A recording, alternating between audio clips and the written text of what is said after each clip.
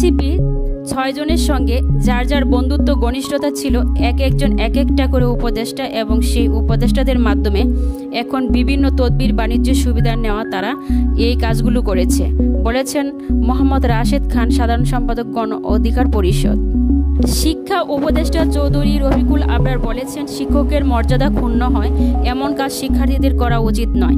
নিজেদের দাবি দেওয়া অবশ্যই থাকতে পারে, কিন্তু কোনোভাবেই জনদুর্ভোগ করা যাবে না। পরিবর্তন রাতারাতি সম্ভব না। মব শব্দটি বাংলাদেশে অনেক আগে থেকেই আছে বলেছেন আবুল কালাম আজাদ মজুমদার, প্রধান উপদেষ্টার উপপ্রেস সচিব। রাজনীতিতে যেরকম একটি ঘোলাটে পরিস্থিতি তৈরি হচ্ছে, তাতে সবার আগে বিপদে পড়বে জামাত, পরে বিপদে পড়বে বিএনপি, বলেছেন গোলাম মাওলা রনি। যারা নির্বাচনে অংশ নেবে তাদের উচিত প্রস্তুতি নেওয়া, অভিযোগের রাজনীতি না করে মাঠে থাকা উচিত। সরকার ও প্রশাসন সব দলের অংশগ্রহণ নিশ্চিত করতে নিরপেক্ষভাবে কাজ করবে, বলেছেন জাহাঙ্গীর আলম চৌধুরী, স্বরাষ্ট্র উপদেষ্টা।